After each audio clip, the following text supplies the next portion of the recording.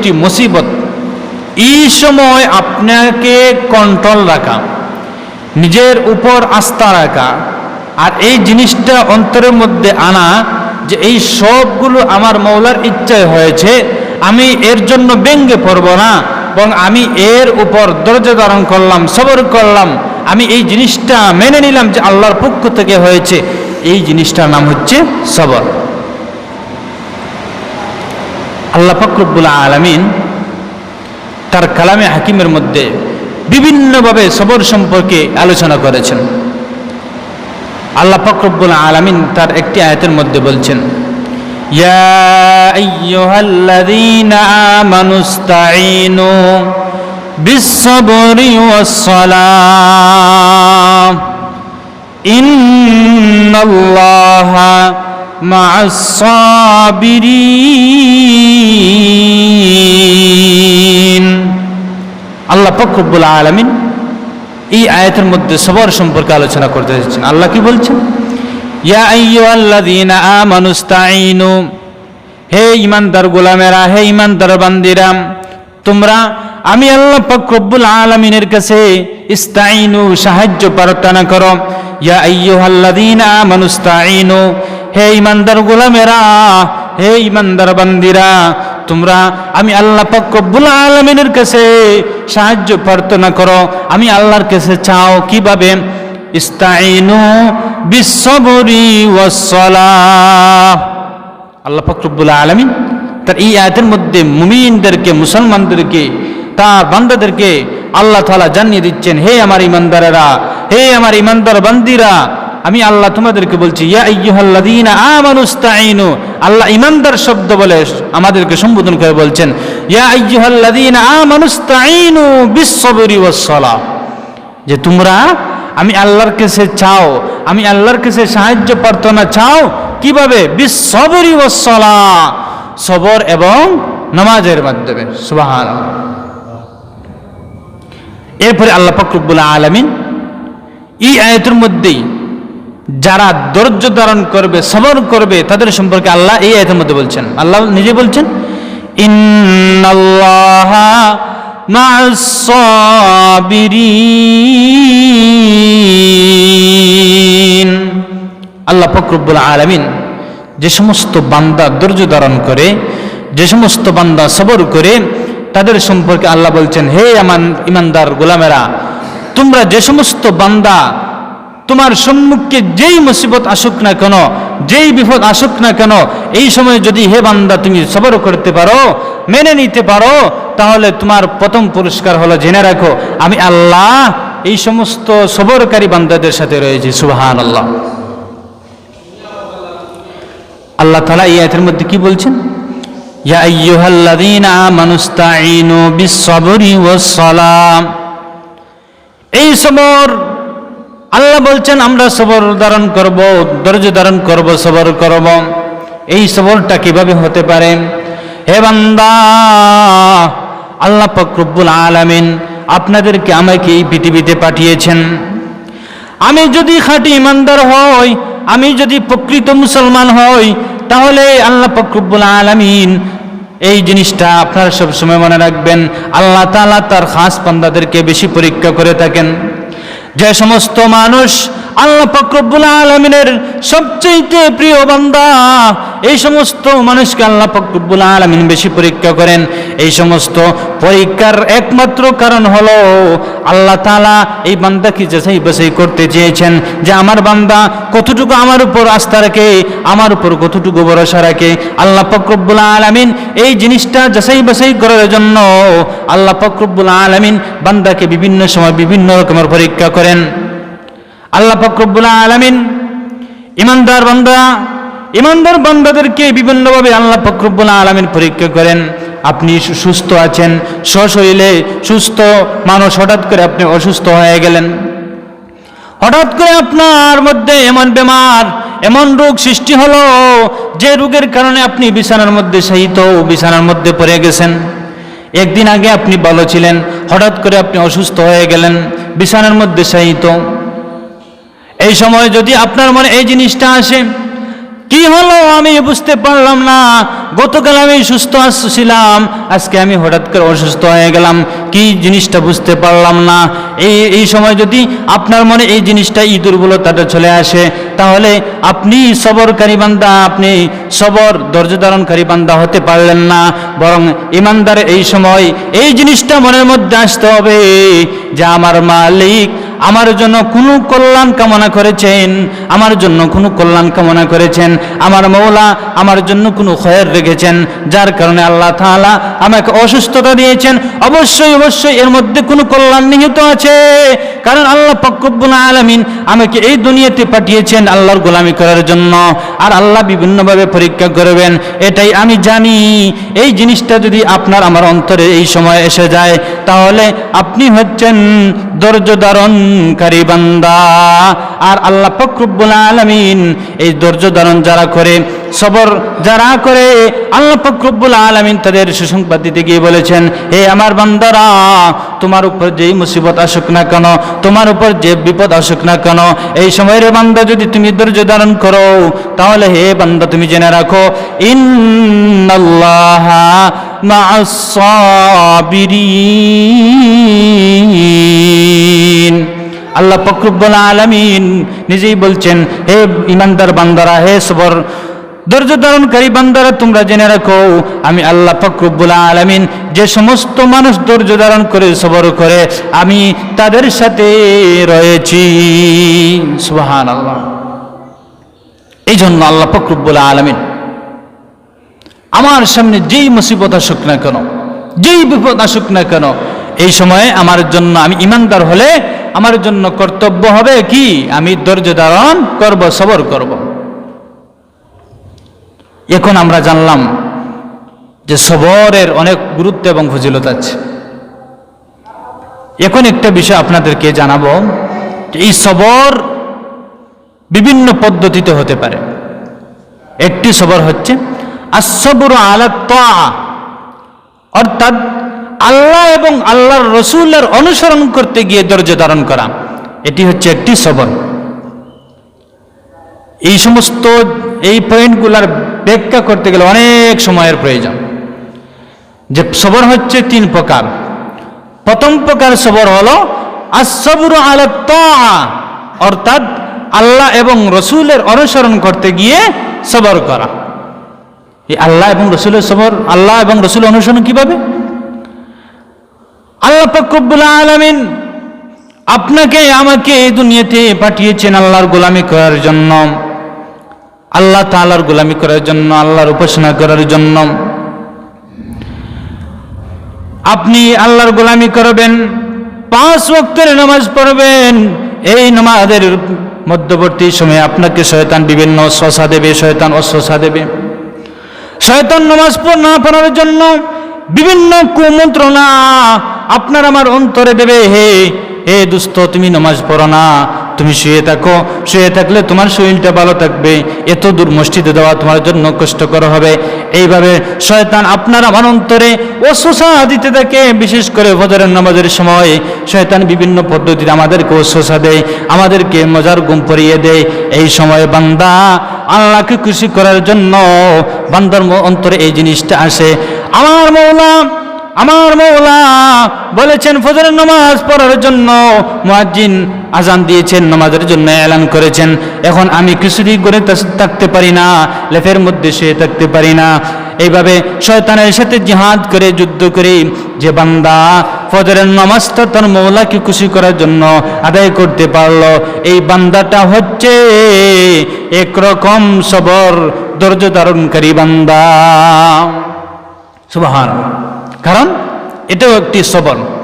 কারণ শয়তান আপনাকে ওয়াসওয়াসা দিচ্ছে যে হে বন্ধু নামাজে যেও না, কিন্তু আপনি শয়তানকে উপেক্ষা করে, কষ্ট করে, না আমি এই জিনিসটা মেনে নিতে পারবো না, আমি মওলাকে খুশি করতেই হবে, এই যে একটি জিহাদ করলেন, শয়তানের সাথে লড়াই করলেন, এই লড়াইয়ের নামও একটি সবর।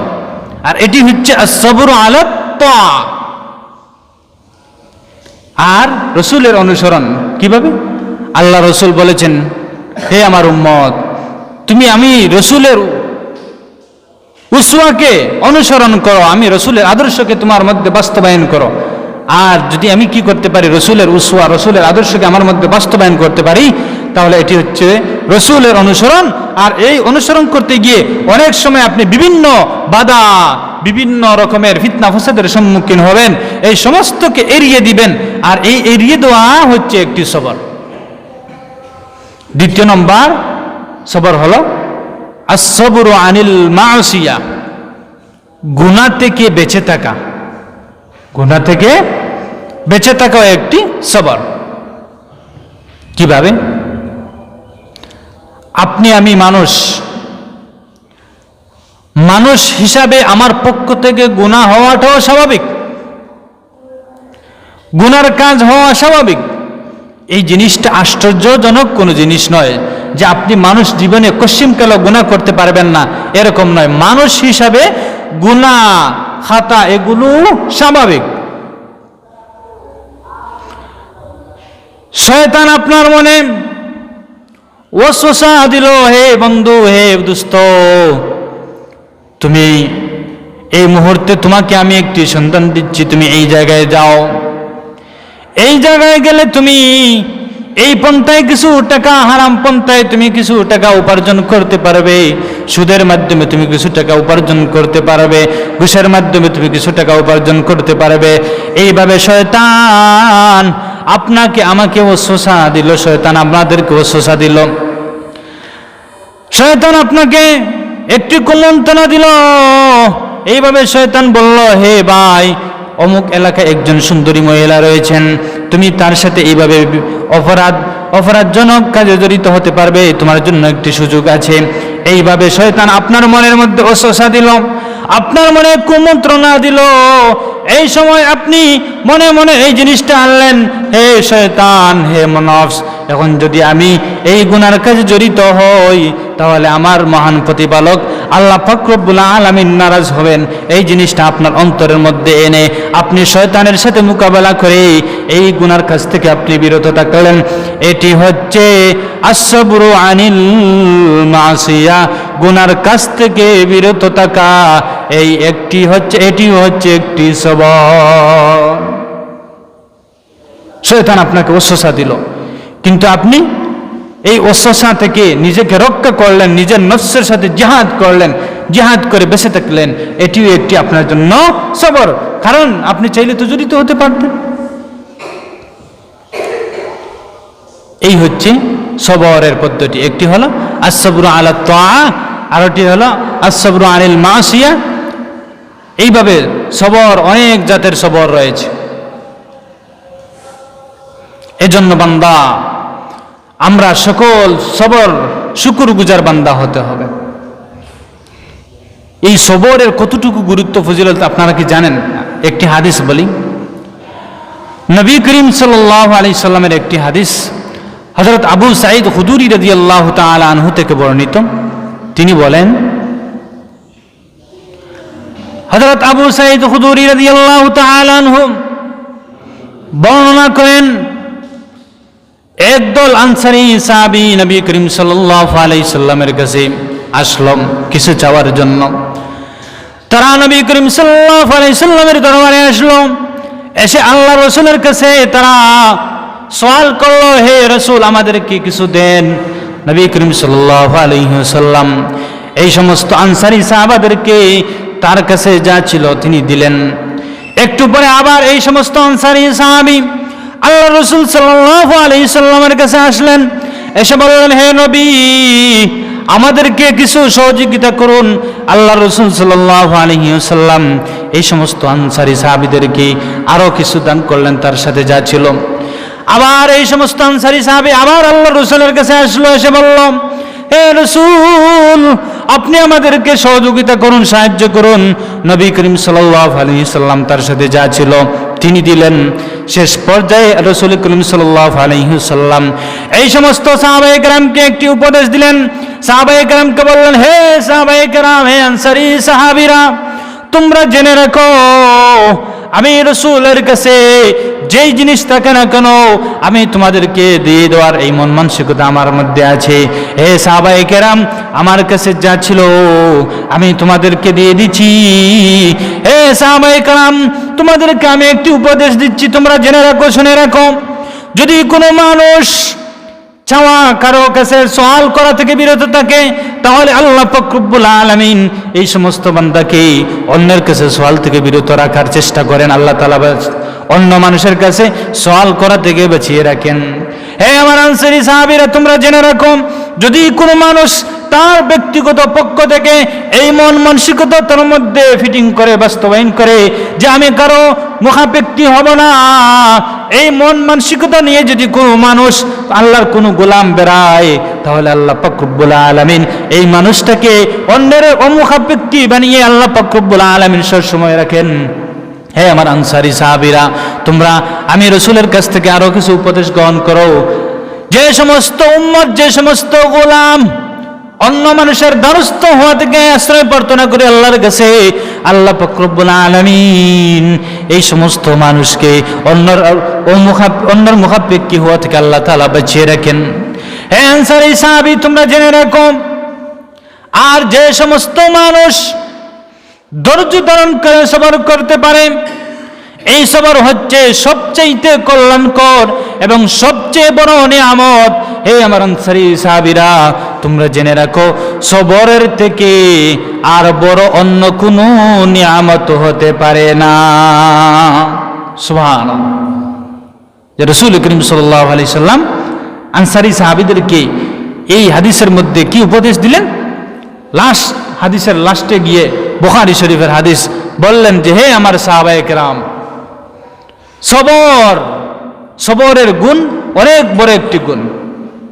এই সবরের গুণের থেকে আর অন্য কোন বড় বৈশিষ্ট্য হতে পারে না। আরেকটি হাদিস হযরত আনাস ইবনে মালিক রাদিয়াল্লাহু তাআলা আনহু থেকে বর্ণিত একটি হাদিস। হযরত আনাস ইবনে মালিক রাদিয়াল্লাহু তাআলা আনহু থেকে বর্ণিত, তিনি বলেন, নবী করিম সাল্লাল্লাহু আলাইহি ওয়াসাল্লাম কোন একদিন একজন মহিলার বাড়ির পাশ দিয়ে যাচ্ছিলেন। হঠাৎ করে নবী করিম সাল্লাল্লাহু আলাইহি ওয়াসাল্লাম কান্নার আওয়াজ শুনতে পেলেন। নবী করিম সাল্লাল্লাহু আলাইহি ওয়াসাল্লাম একজন মহিলাকে কবরের পাশে বসে কান্নাকাটি করতে দেখলেন। নবী করিম সাল্লাল্লাহু আলাইহি ওয়াসাল্লাম এই মহিলাকে বললেন, হে মহিলা, তুমি এই কবরের পাশে বসে কাঁদছো কেন? তুমি ধৈর্য ধারণ করো, সবর করো। হে মহিলা, এই দুনিয়াটা স্থায়ী নয়, আমরা সকলে এই দুনিয়া ছেড়ে চলে যেতে হবে। তোমার আত্মীয় ইন্তেকাল করেছে, তোমার স্বামী ইন্তেকাল করেছে, তুমি কান্নাকাটি করেছো। হে মহিলা, তুমি কবরের পাশে বসে কান্নাকাটি করছো, তুমি ধৈর্য ধারণ করো, এটাই তোমার জন্য মঙ্গল কল্যাণকর জিনিস। মহিলা আল্লাহ রাসূলকে চিনতে পারেনি। চিনতে না পারে এই মহিলা, রাসূল যখন এই কথাটি বললেন, সাথে সাথে এই মহিলাটি উত্তরে বলল, আপনি কি এখান থেকে চলে যান, বিপদ তো আপনার উপর আসেনি, এসেছে আমার উপর, আপনি কি বুঝবেন? এখান থেকে সরে যান, এখান থেকে সরে যান। আল্লাহ রাসূল সাল্লাল্লাহু আলাইহি সাল্লাম মহিলার এই সমস্ত কথা শুনে রাসূল চলে গেলেন। কিছুক্ষণ পর মহিলা জানতে পারল, আগে যে ব্যক্তি তাকে নির্দেশ দিয়েছিলেন, উপদেশ দিয়েছিলেন, তিনি হচ্ছেন দু জাহানের সরদার, সর্বশ্রেষ্ঠ নবী হযরতে মুহাম্মদুর রাসূলুল্লাহ সাল্লাল্লাহু আলাইহি ওয়াসাল্লাম। এই সংবাদ শোনা মাত্র মহিলা আশ্চর্য হয়ে গেল, কি করলাম? রাসূলের সাথে তো আমি বেয়াদবি করে ফেললাম, মহিলা কি করবে? শেষ পর্যায়ে মহিলা এই সিদ্ধান্ত নিল, আমি রাসূলের দরবারে যাব। এই মহিলা কেঁদে কেঁদে রাসূল করিম সাল্লাল্লাহু আলাইহি সাল্লামের দরবারে গেল, গিয়ে বলল, হে আল্লাহর রাসূল, হে রাসূল, আমি ভুল করে ফেলেছি। ওগো রাসূল, আপনি যে মুহাম্মদ আমি বুঝতে পারিনি। ওগো আল্লাহর রাসূল, আমি আপনার কাছে ক্ষমা প্রার্থনা করছি, আমাকে মাফ করে দিন, আমার পক্ষ থেকে যে বেয়াদবি হয়েছে আমাকে মাফ করুন। তখন নবী করিম সাল্লাল্লাহু আলাইহি সাল্লাম এই মহিলাকে বললেন, হে মহিলা, তুমি জেনে রাখো, বিপদে সবর হচ্ছে বিপদের প্রথম পর্যায়ের মূল ফাউন্ডেশন। অর্থাৎ যখন বিপদ আসবে আপনার প্রথম কাজ হলো এই সময় কি করা? সবর করা। আর বিপদ যে সময় একেবারে দূর পর্যায়ে চলে যাচ্ছে, এই সময় বললেন যাই হোক, বিপদ তো আল্লাহর পক্ষ থেকে এসেছে, কি করব, এরকম নয়। বরং যেই সময় বিপদ এসেছে এই সময় প্রথম পর্যায়ে হচ্ছে আপনার কল্যাণকর বা আপনার জন্য মঙ্গলজনক বিষয় হলো সবর করা। ধরুন আপনার একটি মোবাইল ছিল, বর্তমান জমানার সকলের কাছে প্রিয় সম্পদ হচ্ছে মোবাইল। মা বাপ আত্মীয় স্বজন সবকে ছেড়ে দিবে যদি কোনো সন্তানের কাছে মোবাইল থাকে। তাকে যদি বলা হয় তুমি 15 দিন ভাত খেতে পারবে না যদি তোমাকে একটি মোবাইল দিই, তাহলে আমাদের সমাজের ছেলেবেলে যারা আছে তারা এটা জিনিস মেনে নিবে। মানে এই জিনিসটা বর্তমান জমানায় সবচেয়ে প্রিয় জিনিস হয়ে গেছে। এখন ধরুন এই মোবাইলটা আপনার হেরে গেছে বা কোনো চোর নিয়ে গেছে। এখন আপনি মনে মনে ভাবলেন, চিন্তা করলেন, হায় হায় আমার মোবাইলটা নিয়ে গেল। যখন আপনি দেখবেন যে ঘরে আপনার মোবাইল ছিল, পাশের বাড়ি কেউ মোবাইলটা চার্জ থেকে খুলে নিয়ে গেল, চুরি করে নিয়ে গেল। মোবাইলটি যখন অনুসন্ধান করে ঘরে পেলেন না, ঘরের মধ্যে যা ছিল সবগুলো তছনছ করে দিলেন মুহূর্তের ভিতরে। আর চোরের মা বা সদ্য গোষ্ঠী যারা ছিল সবকে একেবারে তছনছ। এরপর যখন এইগুলো করার পর আর মোবাইল পেলেন না, তখন বললেন যাই হোক চোর নিয়ে গেছে, কি করব, সবর করব। এই সবর কিন্তু সবর নয়, এই সবর কিন্তু সবর নয়। এই সবর এই সময় কল্যাণকর হবে, এই সবর ওই সময় আপনার জন্য মঙ্গলজনক হবে, মৌলাকে খুশি করার জন্য হবে। কোন সময়? যখন আপনি আপনার ঘরের মধ্যে গিয়ে দেখছেন মোবাইল চার্জে রেখে এসেছিলেন কিন্তু গিয়ে দেখলেন নেই। আর এই সময় সর্বপ্রথম আপনি কি করবেন? বললেন যাই হোক চোর নিয়ে গেছে, সবর করলাম, আল্লাহ যদি কোনো ব্যবস্থা করে দেয় আর তার ভিতরে দয়া এসে দিয়ে দে তো ভালো। প্রথম শব্দ কি এসেছে? আমি সবর করলাম। আর যদি আপনি প্রথম পর্যায়ে সুরের সদ্য গোষ্ঠীকে গালি দিয়ে আপনি এরপরে বলেন সবর করলাম, এই সবরের দ্বারা আপনার কোনো সওয়াব হবে না। এজন্য রে বান্দা, এই দুনিয়াটা স্থায়ী নয়, এই দুনিয়া অস্থায়ী দুনিয়া। অনেক সময় আমরা এমন অবস্থায় পৌঁছে যাই, গরিব মানুষ আপনি আমি গরিব মানুষ, অনেক সময় দেখবেন গরিবের উপর বড় বড় মুসিবত আসে, বড় বড় বিপদ আসে। এই সময় গরিব হওয়ার কারণে আপনার মনের মধ্যে অনেক কষ্ট লাগতে পারে।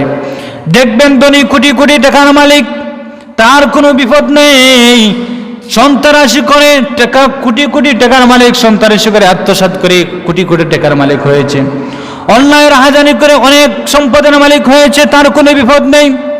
কিন্তু আপনি 5 ওয়াক্তের নামাজ পড়েন, রোজ আনেন, রোজ খান, কিন্তু আল্লাহ পাক রব্বুল আলামিন আপনাকে এমন একটি কঠিন মুসিবত দিলেন, আপনাকে অনেক বড় একটি বিপদের মধ্যে ফেলে দিয়েছেন, আপনাকে কঠিন ব্যবহার দিয়েছেন, যে বেমারের কারণে আপনি বিছানার মধ্যে শয়িত। এই সময় রে বান্দা, যদি আপনার জবান দিয়ে এই জিনিসটা চলে আসে, আয় আল্লাহ আপনি আমাকে ছাড়া আর কোনো মানুষকে পাননি, আমি গরিব মানুষ, আমাকে আপনি এত বড় মুসিবতের মধ্যে ফেলে দিলেন, এই জিনিসটা যদি রে বান্দা তোমার মনের মধ্যে চলে আসে আর এই শব্দ তোমার মুখ দিয়ে বের হয়, তাহলে মনে করবেন আপনি সবর গুজার, শুকর গুজার বান্দা নন। এই সময় আপনার মনে এই জিনিসটা আসতে হবে, আপনার মনে এই জিনিসটা আসতে হবে, আপনি নিজে নিজে এই জিনিসটা বলতে হবে যে আল্লাহ পাক রব্বুল আলামিন আমার জন্য কোনো কল্যাণ নিহিত রেখেছেন, যার কারণে আল্লাহ আমার উপর এই মুসিবত দিয়েছেন, বিপদ দিয়েছেন, আমি সবর করলাম। এইভাবে যদি আপনার আমার জীবনটা গড়তে পারি, তাহলে আপনি হচ্ছেন খাঁটি মুমিন, খালিস মুমিন। আল্লাহ পাক রব্বুল আলামিন সবর গুজার বান্দাদের সম্পর্কে এই আয়াত, আরেকটি আয়াত বলছি। আল্লাহ পাক রব্বুল আলামিন তার কালামে হাকিমের মধ্যে বলছেন, ইয়া আইয়ুহাল্লাযীনা আমানুসবিরু ওয়াসাবিরু ওয়ারাবিতু, হে ঈমানদার গোলামেরা, আল্লাহ পাক রব্বুল আলামিন তার এই আয়াতের মধ্যে বলছেন, ইয়া আইয়ুহাল্লাযীনা আমানুসবিরু, হে ঈমানদারেরা তোমরা সবর করো।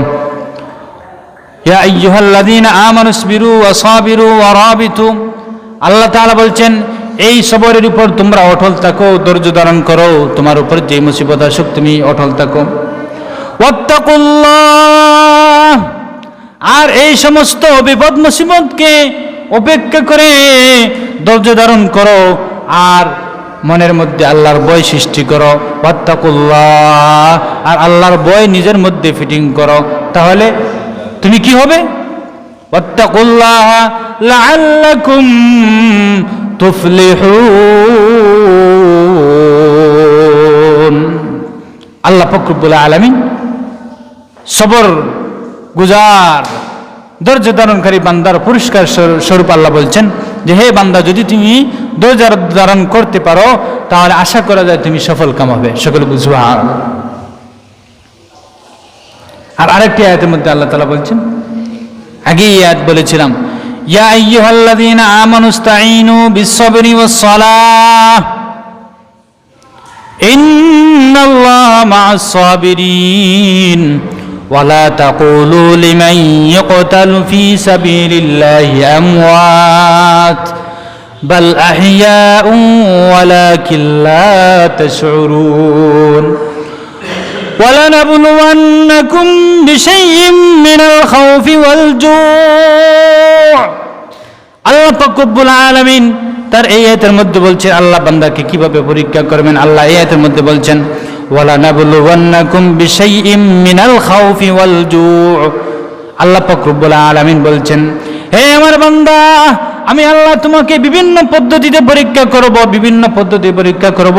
ওয়ালানাবলুওয়ান্নাকুম বিশাইইম মিনাল খাউফ, কোন সময় আল্লাহ পাক রব্বুল আলামিন বিভিন্ন রকমের ভয় দিবেন, এই ভয়ের মাধ্যমে আল্লাহ তাআলা আপনারা আমাদেরকে পরীক্ষা করবেন। ওয়াল জু, আল্লাহ পাক রব্বুল আলামিন এর মধ্যে বলছেন কোন সময় আল্লাহ পাক রব্বুল আলামিন আপনাদেরকে আমাকে ক্ষুধার্ত রেখে পরীক্ষা করবেন। আপনার এমন হবে ঘরের মধ্যে বাঁধ থাকবে না, রিজিকের অভাব দেখা দিবে, আপনি খেতে পারবেন না, খাওয়ার কোনো ব্যবস্থা নেই, হঠাৎ করে আপনার ঘরের সমস্ত সামান শেষ হয়ে গেছে, আপনি একেবারে অসহায়, ঘরের মধ্যে কোনো খানি নেই, রিজিক নেই, কিছু নেই। আল্লাহ পাক রব্বুল আলামিন বলছেন, হে আমার ঈমানদারেরা, আমি আল্লাহ পাক রব্বুল আলামিন তোমাদেরকে বিভিন্ন পদ্ধতিতে পরীক্ষা করব। ওয়ালানাবলুওয়ান্নাকুম বিশাইইম মিনাল খাউফি ওয়াল জু' ونقص من الأموال। আল্লাহ পাক রব্বুল আলামিন বলছেন, হে আমার ঈমানদারেরা, আমি আল্লাহ পাক রব্বুল আলামিন কোন সময় তোমার মালকে ধ্বংস করার দ্বারা আমি আল্লাহ তাআলা তোমাকে পরীক্ষা করব।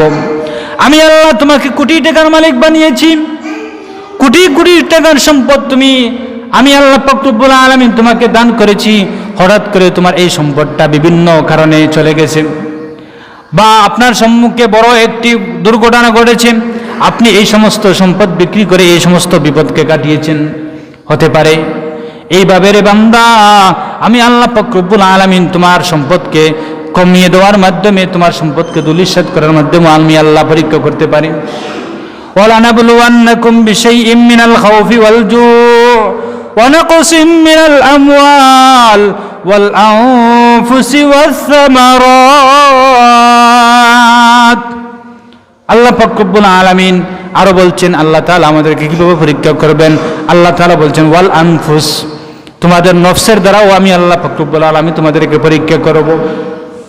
কিভাবে? আল্লাহ তাআলা আপনাকে আমাকে বিভিন্নভাবে আমাদের নফসের পরীক্ষা করতে পারেন। আপনি আমি বর্তমানে সুস্থ আছি, হঠাৎ করে অসুস্থ হয়ে যেতে পারি, আপনার মধ্যে কোনো রোগ চলে আসতে পারে, যে রোগের কারণে আপনি বিছানার মধ্যে 3 দিন 5 দিন শায়িত থাকবেন। আপনি সুস্থ ছিলেন, হঠাৎ করে আপনার পেটে ব্যথা শুরু হয়ে গেল। আপনি সুস্থ মানুষ, বাজারে যাচ্ছেন, হঠাৎ করে আপনি স্ট্রোক করলেন, হঠাৎ করে আপনি বড় ধরনের দুর্ঘটনা ঘটে গেল, অসুস্থ হয়ে পড়লেন, হঠাৎ করে আপনার সড়ক দুর্ঘটনা হয়ে আপনার একটি পা চলে গেল। এইভাবে আল্লাহ পাক রব্বুল আলামিন আপনাকে আমাকে নফসের দ্বারা বিভিন্নভাবে আল্লাহ তাআলা পরীক্ষা করতে পারেন। আপনার সন্তান ছিল, সন্তানটি হঠাৎ করে দুর্ঘটনায় ইন্তেকাল করেছে, এটি হচ্ছে নফসের পরীক্ষা। আল্লাহ পাক রব্বুল আলামিন বলছেন, হে আমার বান্দা, আমি আল্লাহ তাআলা তোমাকে বিভিন্ন পদ্ধতিতে পরীক্ষা করব রে বান্দা। এরপরে আল্লাহ শেষ পর্যায়ে আর বলছেন, ওয়াল আনফুসি ওয়াস সামারাত, হে আমার বান্দা, আমি আল্লাহ পাক রব্বুল আলামিন ফল ফসলাদি যেগুলো আছে এগুলো ধ্বংস করার দ্বারা কোনো সময় আমি আল্লাহ তোমাদেরকে পরীক্ষা করে থাকি। আগুন মাস, ফল ভালো হয়েছে, ধান ভালো হয়েছে, হঠাৎ করে বিভিন্ন রকমের পোকামাকড় ধানের মধ্যে আল্লাহ তাআলা দিয়ে দিলেন, যার কারণে ধানগুলো নষ্ট হয়ে গেল। আপনার নারিকেল গাছে অনেক নারিকেল এসেছে, হঠাৎ করে নারিকেলগুলো সবগুলো নষ্ট হয়ে গেল। আপনার কাছে অনেক কাঁঠাল এসেছে, এই কাঁঠালগুলো নষ্ট হয়ে গেল। আপনি অনেক টাকা খরচ করে আপনি চাষাবাদ করলেন, আপনি ফল ফসলাদের গাছ লাগালেন, গাছগুলো মরে গেল। এটি হচ্ছে সামারাতের পরীক্ষা, ফল ফসলাদের পরীক্ষা। এরপরে আল্লাহ পাক রব্বুল আলামিন বলছেন, এই বান্দারা, এই বান্দিরা, আমি আল্লাহ পাক রব্বুল আলামিন এই সমস্ত পরীক্ষা তোমাদেরকে করে থাকি। যদি তোমরা এই সমস্ত পরীক্ষার মধ্যে ধৈর্য ধারণ করতে পারো, আল্লাহ পাক রব্বুল আলামিন এই আয়াতের মধ্যে বলছেন, ওয়াল আনফুসি ওয়াস সামারাত ওয়াবাশশিরিস সাবিরিন। আল্লাহ পাক রব্বুল আলামিন এই আয়াতের শেষ পর্যায়ে বলছেন, হে আমার বান্দারা, আমি আল্লাহ পাক রব্বুল আলামিন তোমাদেরকে এই সমস্ত পরীক্ষা করব। যদি তোমরা এই সমস্ত পরীক্ষায় সফল কাম হও, অর্থাৎ সফল কাম হতে হলে তোমরা ধৈর্য ধারণ করবে। এই আয়াত তিলাওয়াত করে আমি শেষ করে ফেলছি। আল্লাহ পাক রব্বুল আলামিন এই আয়াতের শেষ পর্যায়ে বলছেন, ওয়াবাশশিরিস সাবিরিন। আর এরপরে আল্লাহ তাআলা বলছেন, আল্লাযীনা ইযা আসাবাতহুম মুসিবাহ, যদি কোনো মানুষ মুসিবতের সম্মুখীন হয়, বিপদের সম্মুখীন হয়, তার মধ্যে কোনো মুসিবত আসে, বিপদ চলে আসে, আর এই সময় বান্দা বলে, ক্বালু ইন্না লিল্লাহি ওয়া ইন্না ইলাইহি রাজিউন। বান্দা কি বলে? এই সমস্ত পরীক্ষার মধ্যে সফল কাম হতে গিয়ে বান্দা কি বলে? ক্বালু ইন্না লিল্লাহি, আমরা সকলেই আল্লাহর জন্য, আল্লাহ এই সমস্ত পরীক্ষা আমাদের জন্য করেছেন। ওয়া ইন্না ইলাইহি রাজিউন, আর আমরা সকলেই আল্লাহ পাক রব্বুল আলামিনের কাছে, শেষ পর্যন্ত আল্লাহর কাছেই আমরা সকলেই চলে যাব। সুবহান। এই সমস্ত আলোচনার সুনির্দেশ হলো যে সবর করতে পারলে আমরা অনেক বড় পুরস্কারের লাভ করতে পারব। এজন্য হে ভাইয়েরা, হে মুসলমান ভাইয়েরা, আমরা সবর, শুকরগুজার, ধৈর্য ধারণকারী বান্দা বনতে হবে। আমার সম্মুখে বিপদ আসলে আমি যেন নিরাশ না হয়ে যাই, এই জিনিসটা আমার মধ্যে সবসময় থাকতে হবে। আল্লাহ পাক রব্বুল আলামিন আমাদের সকলকে যেন শুকরগুজার বান্দা, বিপদ আপদ মুসিবতে যেন সবরওয়ালা বান্দা হিসেবে আল্লাহ তাআলা আমাদের সকলকে বানিয়ে দেন, এই আশা ব্যক্ত করে আজকের আলোচনা এখানেই শেষ করলাম। ওয়া আখিরু দাওয়ানা আনিল হামদুলিল্লাহি রাব্বিল আলামিন। আসসালামু আলাইকুম ওয়া রাহমাতুল্লাহ।